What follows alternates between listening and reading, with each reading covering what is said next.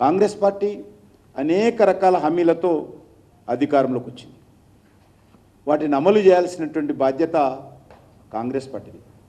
ఈరోజు అభయహస్తం పేరుతో ఇంత పెద్ద మేనిఫెస్టోలు ప్రకటించారు. ఇది రేవంత్ రెడ్డి గారు చేయాలి.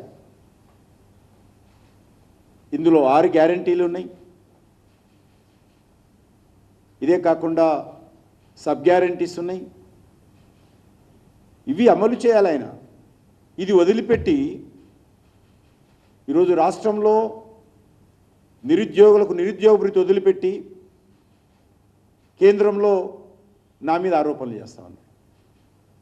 మహిళలకు ఇవ్వాల్సినటువంటి నెలకు 2,500 రూపాయలు వదిలిపెట్టి ఇతర విషయాల్లో దాడులు చేస్తా ఉన్నారు నా మీద. డిసెంబర్ 24 లోపల 2 లక్షల ఉద్యోగాలు భర్తీ చేస్తానని హామీ ఇచ్చినటువంటి వ్యక్తి జాబ్ క్యాలెండరు దాని గురించి మాట్లాడాడు. రైతులకు సంబంధించి ఏవైతే హామీ ఇచ్చారో దాని గురించి మాట్లాడే పరిస్థితి లేదు.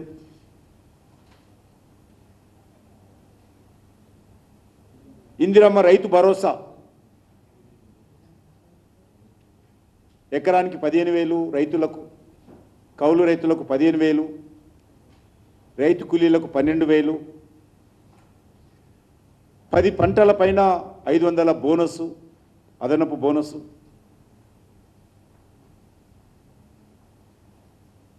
ఈరోజు ఈ రకమైనటువంటి అంశాల మీద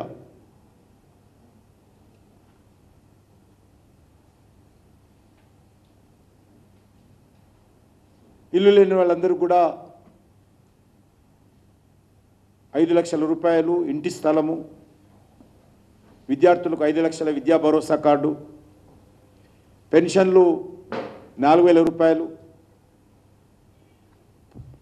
వీటి మీద ఆయన ఆలోచన చేసి మాట్లాడితే బాగుంటుంది. తన బాధ్యతను విస్మరించి తను చేయాల్సిన పనులు ఏ హామీతోటైతే అధికారంలోకి వచ్చాడో ఆ హామీలు అమలు చేయకుండా గాలి మాటలు మాట్లాడుతూ విమర్శించడము మంచిది కాదు.